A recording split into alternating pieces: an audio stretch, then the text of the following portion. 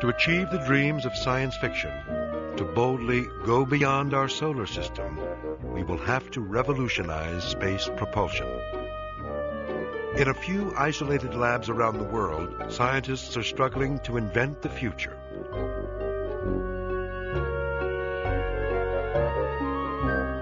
Working at a missile range in White Sands, New Mexico, Dr. Lake Mirabeau carefully hones tiny prototypes of a vehicle unlike anything ever put into space.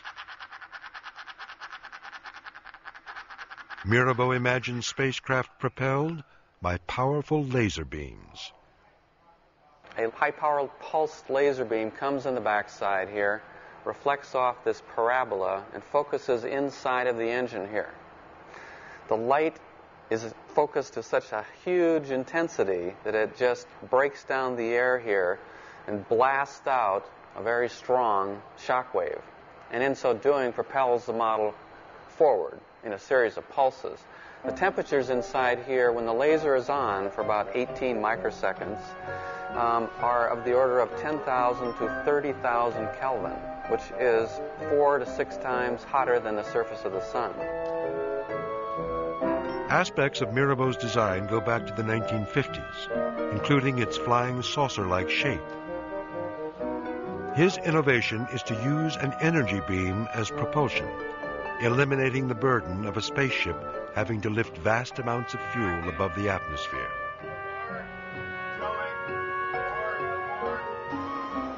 Mirabeau is using a laser developed by the now-defunct Strategic Defense Initiative, known in the 1980s as the Star Wars program. With the laser pointed upward, a high platform must be maneuvered overhead to block the beam. This laser is so intense it could accidentally cripple a satellite orbiting above.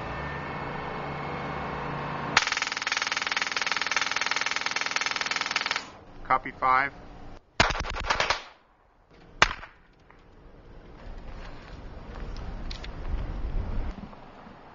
Steve, are you arming? Roger, arming. Copy, let's go for it. 15 seconds. With a jet of air, Mirabeau spins the tiny spacecraft like a top to give it added stability. 10 seconds. Copy, 10 seconds.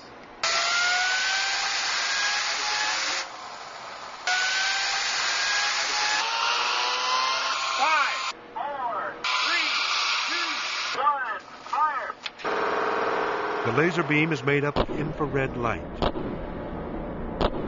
As the beam pulses, it strips air molecules of their electrons, creating an explosive plasma that propels the craft from below.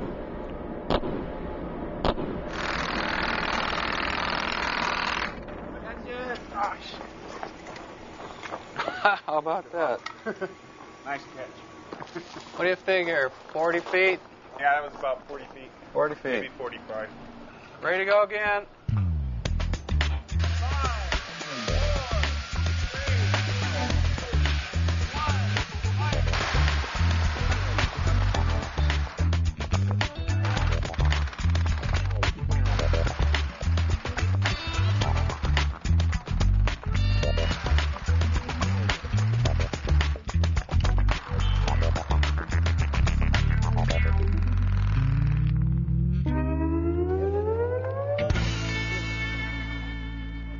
Fried. I think it's definitely fried. I'm ready to shoot. In the space business, a rocket's efficiency is measured by the number of seconds a pound of fuel will provide a pound of thrust. 3, 2, 1.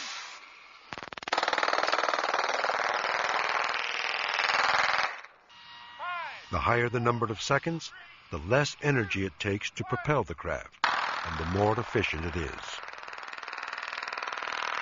The space shuttle main engines have a measure of efficiency that's about 450 seconds. In the laser-heated rocket mode for a light craft, its efficiency would be of the order of 1,000 to 3,000 seconds.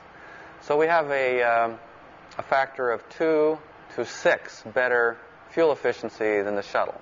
That translates to smaller fuel tanks, smaller structures, smaller engines. Everything shrinks enormously compared to the shuttle. which is, say, 90% propellant at liftoff. A modified version of Mirabeau's light craft, now being studied by NASA, would get off the ground using helium and a type of low-thrust rocket engine.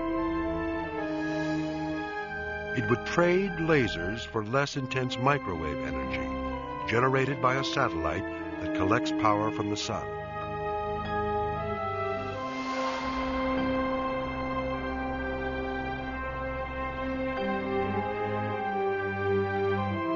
As the satellite nears the launch site, it aims, then releases the microwave beam.